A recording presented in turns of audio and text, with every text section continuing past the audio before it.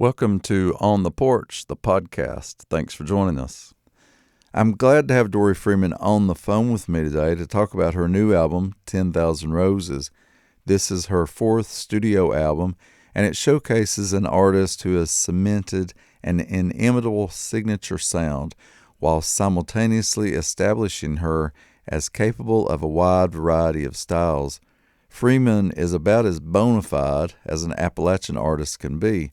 She was raised among a family of musicians in the mountains of Southwest Virginia, yet here she shows how multifaceted she is as an artist and how eclectic she is as a person, defying and expanding notions of what it means to be someone from the region, a young woman in the music industry, and an Americana artist. Welcome to the show, Dori Freeman. Thanks for having me. Always good to talk to you, and I want as many people as possible to know about this new record, 10,000 Roses. It's so beautiful. So why don't we start out by you telling us what you want us to know about the album?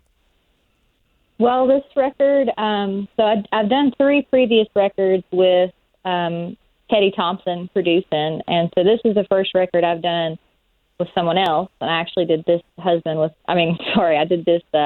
record with my husband, Nick. I asked him to produce it.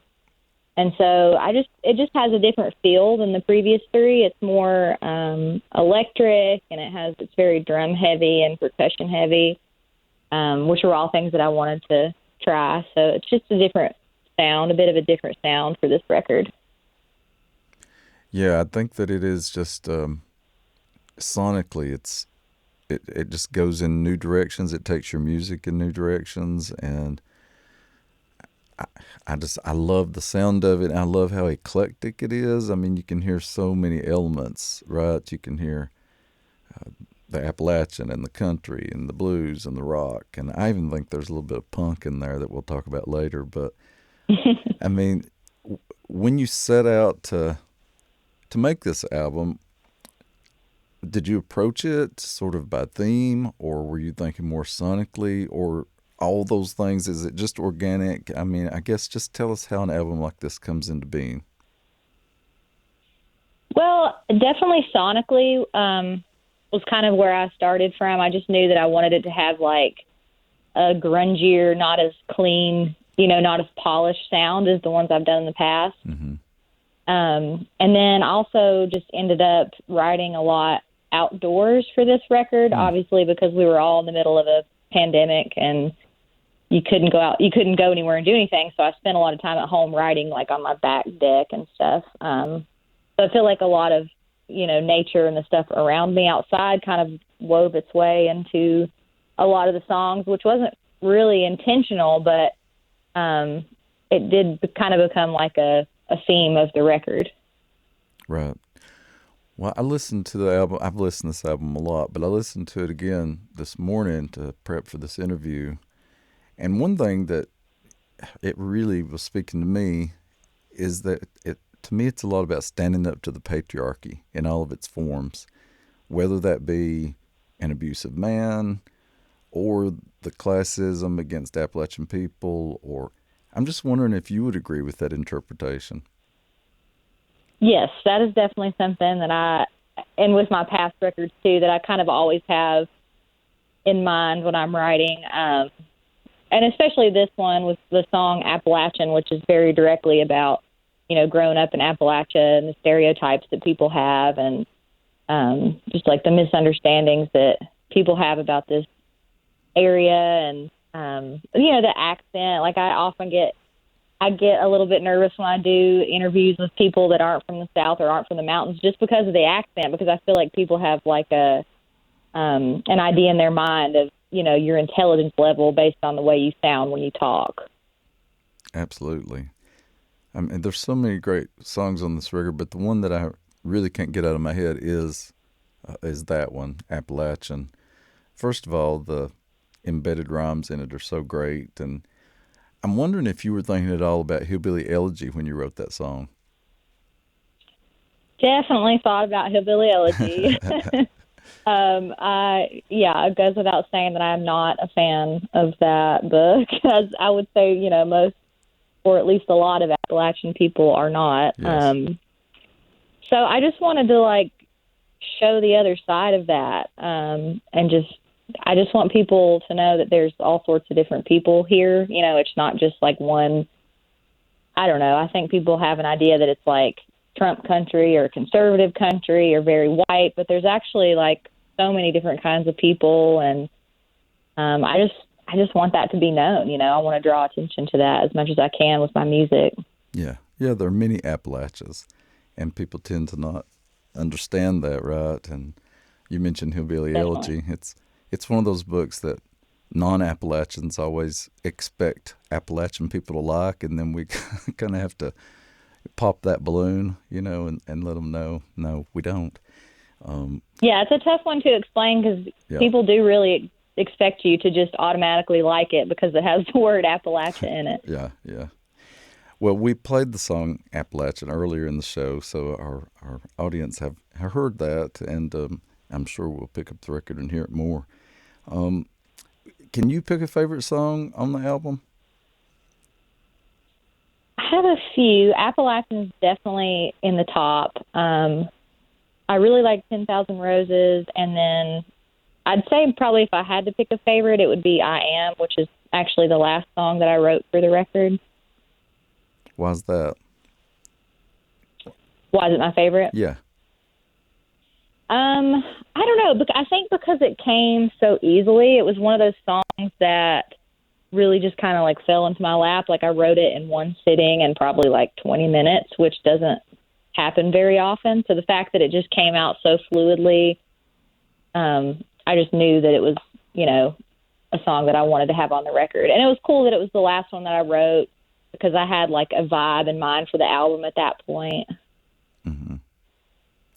Well, you mentioned that you produced this with your husband, Nicholas Falk, and he's such a talented musician, a great percussionist. He plays all over the place with so many great bands. And so, first of all, what are the pros and cons of producing your own record? And second of all, talk about some of the joys and difficulties of producing an album with your romantic partner as well as your musical partner. Well, you know, it's a trade-off when you put records out yourself because, I mean, the best thing about it to me is that I maintain ownership of everything. Mm-hmm. So, you know, that's really great because then I can make decisions based on all that stuff versus being on a label and having to, you know, defer to someone else for certain decisions. So I think that's probably the best thing. But it's also hard, you know, because you don't necessarily have backing for publicity or just, you know, financially paying for the recording session. So it's a little trickier in that respect, but I actually think it's worth it because you do maintain so much control when you do it yourself. Right, right. And then as far as Nick and I, you know, working together and also being in a relationship, we've kind of played music together from the beginning. So I feel like that is one reason it's so easy for us to do both, you know, to live together and be in a relationship and then also to work together, which Yes. I know can be tough, but we've just done it from the beginning. Like right away, he was playing music with me and we had a lot of musician friends in common. So I think it just helps that we're both in like we have the same career, you know, so we can relate to each other. And I mean, I really don't have many cons as far as that goes because it's always just been pretty easy to work with him. That's great to hear. Well, seeing y'all perform Uh, together, I think that when anybody sees you play live, I think you can see that connection and that intuition that is happening between you two on stage. That's really great to witness. So I always encourage people to see you live if they possibly can. Um, well, as you mentioned, your last three albums were produced by Teddy Thompson. He's one of my favorite musicians. I know you love him too. Besides being a great singer-songwriter, he has done really great work as a producer. And besides your records, another album that he produced that I just love is the Allison Moyer Shelby Lynn duets record. So, oh, yeah. can you talk a little bit about working with Teddy Thompson? And I mean, I'm guessing he was in New York City for most of that process, and you're in Southwest Virginia. And what was all that like? Well, I made all three of those records that I did with Teddy in New York. So we would talk about them, leading up to that with me here in Virginia and him in New York, and then I would fly up there and record them with a band of usually all New York musicians. But he was great to work with, just very encouraging, especially to someone like me who at the time hadn't really done a lot of recording work. And I was very nervous about making that first record. And I was also the only woman in the whole scenario too. It was like just a band of guys, and it was really intimidating, but Teddy made it very comfortable and just really tried to make me feel like I was in a space that was my own and could do, what I wanted to because they were my songs. And he's just been like a huge mentor for me and sort of like a brother relationship. Mm. Would you say that you identify more as a vocalist or a songwriter? Can you choose between those things as far as if you had to pick one identity? I think about that sometimes, and it's so hard to choose because I really do love both. But I think if I had to choose, I would say that I'm a songwriter. Mm. I think that's the part that I probably enjoy the most because it's done in private, and I don't necessarily love being on stage in front of a bunch of people. Mm-hmm. Yeah, I interviewed Chris Christopherson one time, and I asked him that question, and he said that he absolutely always thought of himself as a writer more than anything. Mm-hmm. And for those same reasons, because it was about that time alone, that was the most satisfying part of it for him. Well, yeah, I think that's really true. Yeah. Well, we are talking to Dori Freeman about her new album, 10,000 Roses, here on The Porch. I'm your host, Silas House, and you're listening to WUKY 91.3 FM. Well, Dori, you grew up in a musical family and a musical place, so tell me a little bit about how that shaped you as an artist. Yeah, so I grew up with my dad, who is a bluegrass and old-time and swing musician, and he plays a lot of different instruments.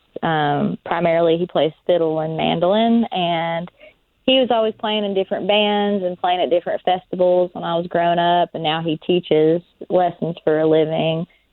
And then my grandpa on my mom's side of the family is also a musician, and he's a pencil artist that's pretty well known around here for his depictions of Appalachian people. Yes.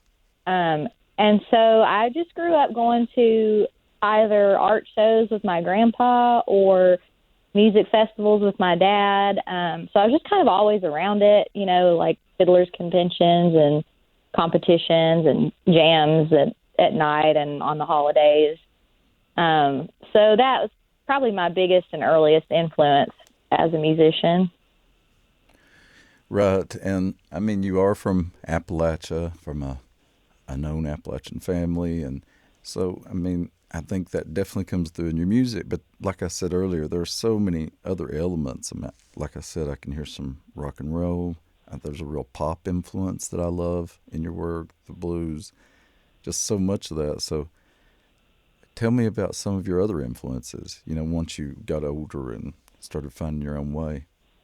Well, honestly, I have to give my dad a lot of credit for that, too, because he always made sure to play, like, a lot of different kinds of music for me growing up. It was never just, like, one thing in our house. It was lots of different kinds of music, which I think, gave me an appreciation for different genres pretty early on.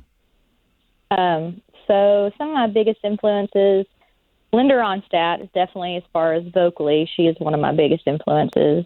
I love, everything she's done, and she's done such like a vast, array of different genres, and it's just incredible that she has succeeded at all of them. It's pretty impressive because there's not that many singers that can pull that off. And then as far as songwriting and vocally, Rufus Wainwright is a really big influence for me. I actually heard his music in a play when I was like 15 and just became obsessed with his work. And I've seen him in concert, several times. And he's just been a very big influence. He's actually how I got introduced to Teddy's music. Mm-hmm. Me too, yes. Yeah. Well, I know that you and I share a love for a pop singer that sometimes people, at least they give me a hard time about it. I don't know if they do you, but we both love Miley Cyrus. Oh, yes. Why do you love Miley? I kind of grew up with Miley. She's a little bit younger than me, but, she was on the Disney Channel when I was like a teenager. And so, I kind of grew up with her. So I feel like a certain bond with her, I think. But also, I think she's done some great stuff musically. And, she's got a cover of a Blondie song. That's just a great, great cover. Mm-hmm. She can sing. I love. She can belt. And one thing I love about her is she really knows her musical history in a way that a lot of big pop stars don't seem to in the same way that she does. So I really respect that about her. Yeah, I do too. Well, you've made a real conscious choice to stay in Southwest Virginia and not move to Nashville. Can you talk about that choice? And you referenced a little bit, in being an independent artist, but so many people go to Nashville to sort of be in the middle of it all, and you've consciously chosen not to do that. Yeah, so, part of it is family, and that I just really love being close to my family, and that I also wanted to raise my own family here where I grew up, because it was very important to me, and I feel like it really shaped who I am as a person, and I want the same for my daughter. So that's one reason. But yeah, I guess part of it is just that so many people do go to Nashville, and I try to not do the same thing that everyone else does. Not that there's anything wrong with that, but it just wasn't the path for me. I don't love the city lifestyle. I love to visit cities, but I don't particularly want to live in one. And also just I think your footprint, just as far as environmentally, is so much smaller when you live out in the country versus living in the city. So yeah, there's a lot of reasons why. Yeah. Well, speaking of Nashville, one thing that, is constantly under discussion there in the music industry is being able to label an artist as fitting into a particular category. And I think you're one of those artists that it's really hard to, put your finger on exactly how to label you, which is what I love about your music. And I guess that a lot of those artists sort of get put into the Americana category. Yeah. How do you feel about that as a label, Americana? That's usually what I describe myself as, because obviously you get asked that question a lot when you're a musician of what kind of music do you play. And I never really know what to say. So I just say Americana because I feel like it's such an umbrella of so many different genres. So, I'm fine with it. I do think it's become sort of a generic term that almost has lost meaning a little bit, but that's what I usually say. If someone asks me, I usually say I'm an Americana musician. Yeah, I think Americana works because to me it sort of implies, an eclectic sound with many influences and something that's not easily just labeled as one thing. So I do think it works that way. I often say that Americana music is also the really great music you don't hear on radio. You don't hear it on commercial radio. And in a way, to me, it's sort of elevated above sort of mainstream music to some degree. Maybe that sounds, I don't know. I don't mean that to... No, I know. I know what you mean. All the music that I listened to growing up, with the exception of a few people who were able to break through that barrier, most of what I listened to was under the radar and not very mainstream, not stuff that, people widely knew. Right. I don't remember ever hearing Rufus Wainwright on the radio, but he's... Oh, no. Yeah, definitely not. But one of the great vocalists of our time, for sure. Incredible vocalist. Yes. The layering that he does with vocals is just insane. And that's sort of one of the beauties of the internet, right? Is that we're able to find artists like that more easily than we were. Like when I was True. growing up, we had like two radio stations. That was where all of my music came from, or MTV or VH1, and Right. so now I feel much less. I feel so much less limited, and the kind of music I Mhm. love is so much more accessible to me. So, as much as we complain about the internet, I think there are some good aspects of it especially for Yeah, that's musicians. definitely one of the best things to come out of the internet for sure. Well, I always like to know what my guests are listening to. What music are you loving right now? I mean, I listen to like a pretty wide variety of stuff, but and I'm also very late to this party, but I've just recently gotten really into Mac Miller's music, Mm-hmm. which is, kind of unfortunate because he passed away a couple Mm-hmm. years ago. But the stuff that he did while he was around is just incredible. Hmm. It's like this super weird combination of indie rock and hip hop and a lot of sampling of like Beach Boys and stuff like that. It's just a really cool, unique style, I think. Mm-hmm. What about books? What's the last book that you really loved? The last book that I really loved was one called Once There Were Wolves. Who's that by? I think it's Charlotte McConaughey. Yes, yes. Yes, I'm reading that right now. I'm about halfway through it, and I cannot, Oh, I yeah. can barely put it down. And I love, I could not put it down. yeah, and I loved her other book. It's called Migrations. Oh, I read that one too. That's also fantastic. Yes, I've been telling everybody to read Charlotte McConaughey. Both really excellent books. It's so much going on with the environmental issues, but it's also just action packed and beautifully written. So it fires on Beautifully written yeah too. every piston.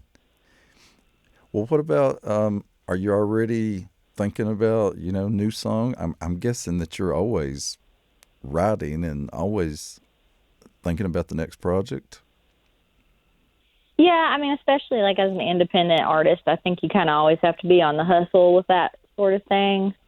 So yeah, I'm writing songs right now. I might try to put out like an EP or something, a limited song album this year, and then work on something bigger for next year. But yeah, I'm just kind of always working on stuff, and then I hope to tour a bit. Hmm. Yeah, that's the other thing about the internet, right? Is that people don't think about albums in the same way, and so there are more singles that are put out, I guess, and more EPs, right? Yeah, But people want that. yeah, it's almost just like a content competition. Absolutely. Well, earlier I referenced that I heard some Appalachian punk rock in here that I loved, and the one I'm thinking about that is I wanted to. Can, can you hear that sort of punk sound in that particular song, or is it just me? No, that was definitely a conscious decision. And in the studio, we were all kind of joking that the vibe of that song was Roy Orbison on acid. I can totally hear that. Yes. And other sonic moments in the album that I just think are so interesting is like that long introduction to the opening track, "Get You Off My Mind," Oh yeah, which it sort of feels like you're being, I don't know, transported into a particular sonic space. And it's sort of, in a way, it's transitioning you from your last record into this new kind of sound, or yeah. that great reverb that shows up on the title track, 10,000 Roses. Um, so just all those sounds, I think it's the kind of album that people should put some headphones or earbuds in, and crank it up really loud and just luxuriate in all the great sounds and the layers that are going on. It's so well produced. I think y'all did such a beautiful job. I mean, I can't really take much credit for that. Nick really was at the helm for the production, and he did a great job. Thanks so much for being with us, Dori. Yeah, thank you for having me, Silas. Thanks for listening to the podcast of On the Porch. I'm your host, Silas House. This episode was engineered and produced by DeBron Thomas at the studios of WUKY 91.3 FM in Lexington, Kentucky. We are listener-supported radio, And we thank you for joining us.